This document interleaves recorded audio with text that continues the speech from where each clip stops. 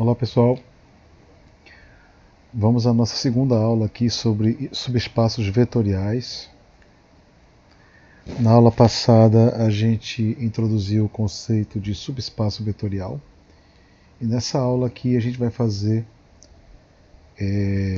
alguns exercícios da lista, certo? E outros exemplos sobre subespaço vetorial. Ok, deixa eu colocar aqui em tela cheia.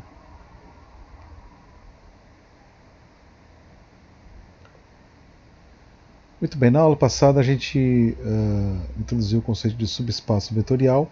Vamos recapitular aqui o que é um subespaço vetorial. Você já vê um espaço vetorial sobre R, né, com escalares, números reais. Você já vê um espaço vetorial e W, um subconjunto de V. A gente diz que W, esse subconjunto de V será um subespaço vetorial de V se as seguintes condições são satisfeitas, né? W ele será não vazio. Se eu pego dois elementos de W, a soma desses dois elementos estará em W. E se eu pego um vetor em W e um escalar em R, né, a multiplicação desse escalar por vetor U estará em W. Então,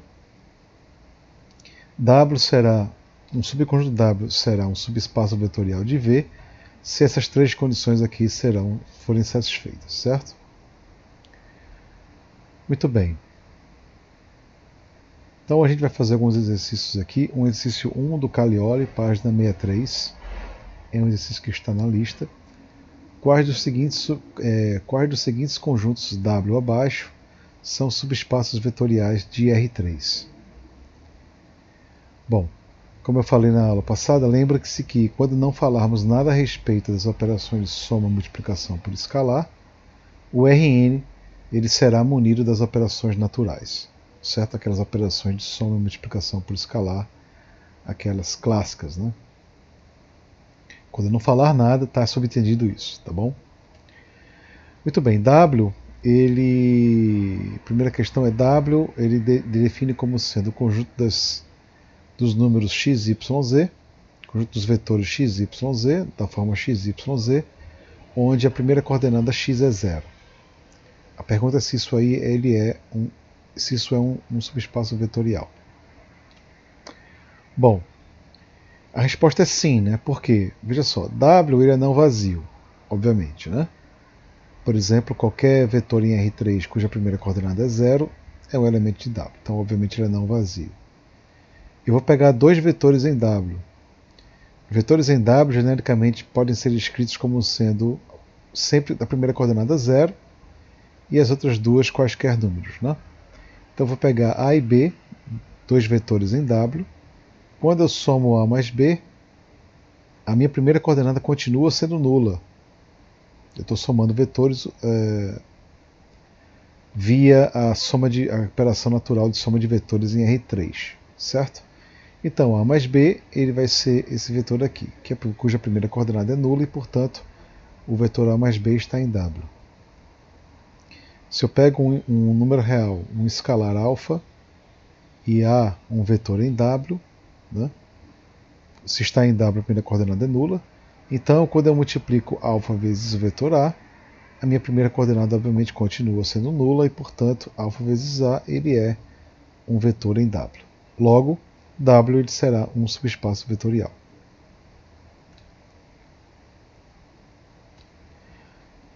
Próximo exemplo, ele define W como sendo o conjunto dos vetores em R3, cuja primeira coordenada ele é um número inteiro. A pergunta é se isso aí continua sendo um subespaço vetorial. A resposta é não. Então vamos lá. Por que não é? De fato, o W ele é não vazio, né? Isso é óbvio. Repara o seguinte, se eu pego dois vetores A e B em W, significa que minha primeira coordenadas de A e coordenadas de B, né, as primeiras coordenadas A1 e B1, são números inteiros. Né? Quando eu somo esses dois vetores A e B em W, eu tenho esse vetor aqui, e obviamente que a soma de dois números inteiros é um número inteiro. Então A1 mais B1 ele é um número inteiro, E, portanto, toda vez que eu pego A e B em W, a soma A mais B estará em W. Então, até aqui, esse subconjunto W está satisfazendo aquelas duas primeiras propriedades de ser subespaço. Né? Mas a terceira fura. Porque é o seguinte, se você pega alfa, um número real, da forma 1 sobre 2, e eu pego A, um vetor em W, por exemplo, minha primeira coordenada aqui eu tomei igual a 1. Quando eu multiplico esse escalar por esse vetor, alfa vezes A vai ser igual a meio, primeira coordenada, segunda coordenada é A2 sobre 2 e a terceira coordenada é A3 sobre 2. Então, o que eu tenho aqui? Eu tenho que alfa A, ele não pode ser um vetor em W, porque a minha primeira coordenada ela não é um número inteiro. A primeira coordenada é um número racional. Certo? Portanto, esse vetor ele não pertence a W. Logo, W não pode ser um subespaço vetorial de R3. Fura a minha terceira propriedade aqui. Próximo item da questão, ele define W como sendo o conjunto dos números dos vetores x, y, z em R3, onde y ele é um número irracional. A pergunta é se isso daqui se esse subconjunto de R3 ele é um subespaço vetorial. A resposta é não. Vamos lá, vamos ver por quê. W ele é obviamente não vazio. Né? Eu vou pegar dois vetores em W. Para ser vetor em W, a minha segunda coordenada tem que ser um número irracional. Então eu vou pegar π como sendo esse número irracional. Vou pegar um vetor A da forma 0, π e 0. Logo, esse vetor está em W. E eu vou pegar B como sendo 0, 1 menos π e 0. Então esse vetor está em W. Porque tanto π... esses dois vetores estão em W, porque tanto π quanto 1 menos π são números irracionais. Né? Então quando eu somo A mais B, o que eu tenho? Eu tenho que A mais B ele é 0, mais 0 na primeira coordenada, 1 e 0. Né? A minha segunda coordenada deveria ser um número irracional se A mais B estivesse em W. Porque para estar em W, a minha segunda coordenada tem que ser um número irracional. Ora, 1 não é um número racional, ele é um número racional. Portanto, A mais B não pode pertencer a W, e portanto W não será subespaço vetorial do R3. Certo? Próximo item da questão, ele define W como sendo x, y, z em R3, onde x menos 3z é igual a 0. Ou seja, é o conjunto dos vetores em R3, né, cuja primeira coordenada é o triplo da terceira. Essencialmente é isso que é W. Ele pergunta se W ele é um subespaço vetorial de R3. A resposta é sim. Porque olha só, de fato W ele é não vazio. Por exemplo, esse vetor aqui, ele pertence a W. Né? A primeira coordenada é o triplo da terceira. Pegue dois vetores em W. Como eu falei, a primeira coordenada é sempre 3 vezes a terceira. Então eu posso escrever de forma genérica vetores em W dessa forma aqui. Né? 3A3, A2 e A3, onde A2 e A3 são números reais quaisquer. Faço a mesma coisa com o vetor genérico B e somo. Tanto A quanto B estão em W. Né? Quando eu somar, eu tenho o quê? Minha primeira coordenada é 3 vezes a terceira coordenada e, portanto, esse vetor está em W. Agora, se eu pego um escalar alfa e um vetor em W, quando eu faço a multiplicação de alfa vezes A, eu vou ter o quê? Eu vou ter que minha primeira coordenada é o triplo da terceira coordenada. Logo, o vetor alfa A está em W, portanto, W ele será um subespaço vetorial do R3.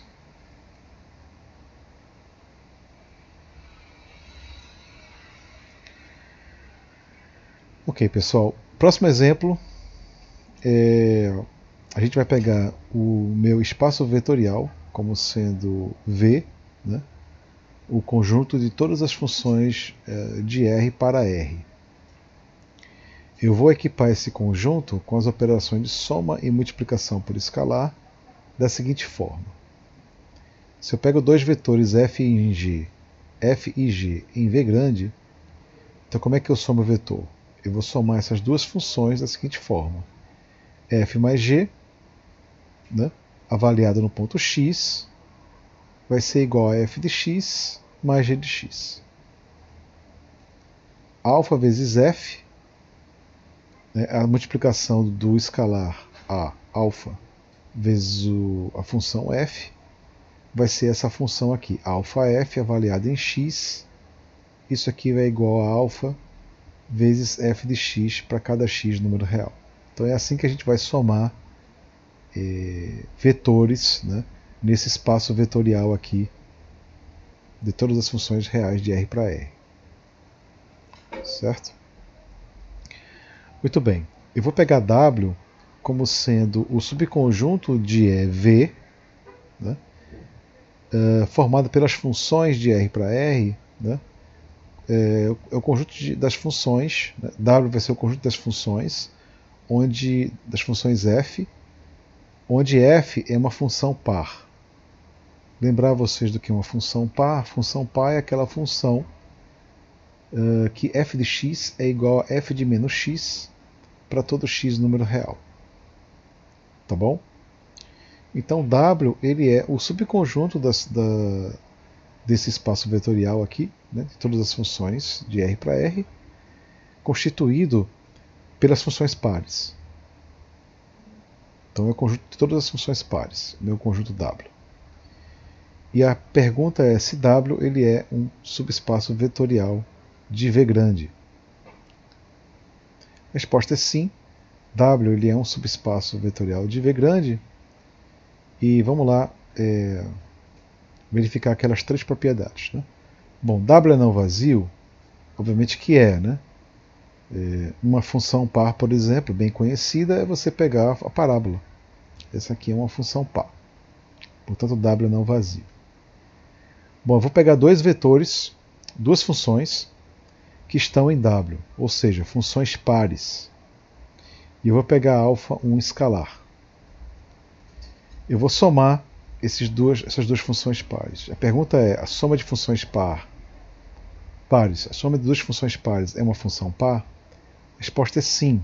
E isso mostra que se eu pego duas funções f e g em W, f mais g pertence a W. Então aquela segunda propriedade de ser subespaço, ela é verdadeira. Observe que isso é verdade porque f mais g avaliado no ponto x, pela nossa definição de soma de funções, isso aqui é igual a f de x mais g de x. Por outro lado, f de x é igual a f de menos x, porque f é par. Mesma coisa aqui, g de x é igual a g de menos x. F de menos x mais g de menos x é igual a função soma f mais g avaliada em menos x, ou seja, a função soma f mais g avaliada em x é igual à função soma f mais g avaliada em menos x, e portanto, a função soma f mais g é uma função par e, portanto, f mais g pertence a W.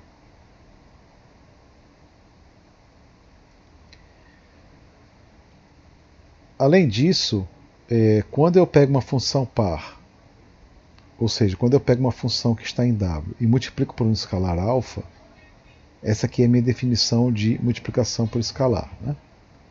F é uma função par, f está em W, portanto, esta linha aqui é igual a esta aqui.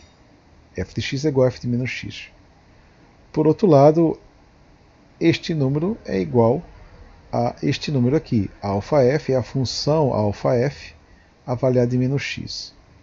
Então a conclusão é que se eu pego f, uma função em W, alfa vezes f continua em W, porque alfa vezes f será uma função par. Portanto, esse subconjunto W, de fato, ele é um subespaço vetorial de V grande.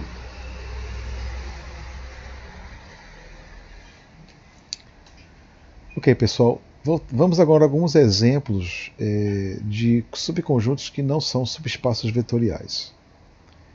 Então vamos lá, vou pegar V como sendo o Rn, e vou pegar W, o conjunto dos vetores x1 até xn, onde x2, a minha segunda coordenada, é igual a primeira mais 1. A pergunta é, será que W ele é um subespaço vetorial de Rn? A resposta é não. Por quê? Porque para que W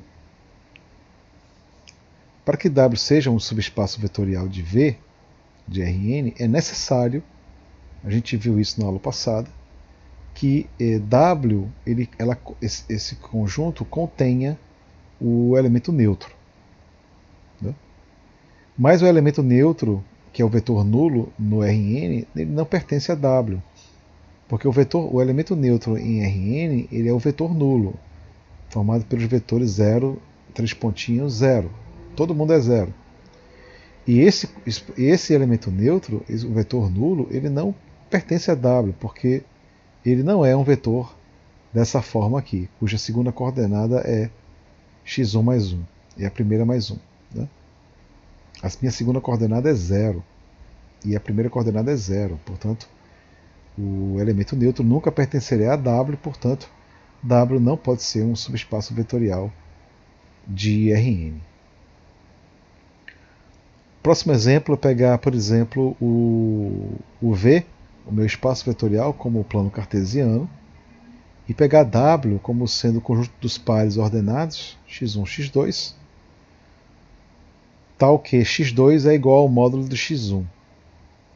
Este aqui é mais um exemplo de um subconjunto de R2, né, que não é um subespaço vetorial. Por que isso não é um subespaço vetorial? Vamos pegar aqui dois vetores em W. Por exemplo, U como sendo menos 1 e 1. Esse vetor está em W, né, porque a minha segunda coordenada é o módulo da primeira coordenada, 1, é igual ao módulo de menos 1. E eu vou pegar V como sendo o vetor 2 e 2. Né? Então, U e V estão em W. Por outro lado, quando você soma U mais V, o que você vai ter aqui? 2 menos 1 vai ficar igual a 1, e 2 mais 1 vai ficar igual a 3. Para que U mais V esteja em W, a segunda coordenada de U mais V tem que ser o módulo da primeira coordenada. E obviamente que isso não vale aqui. Né? E portanto, U mais V não está em W. E logo W não pode ser um subespaço vetorial do R2.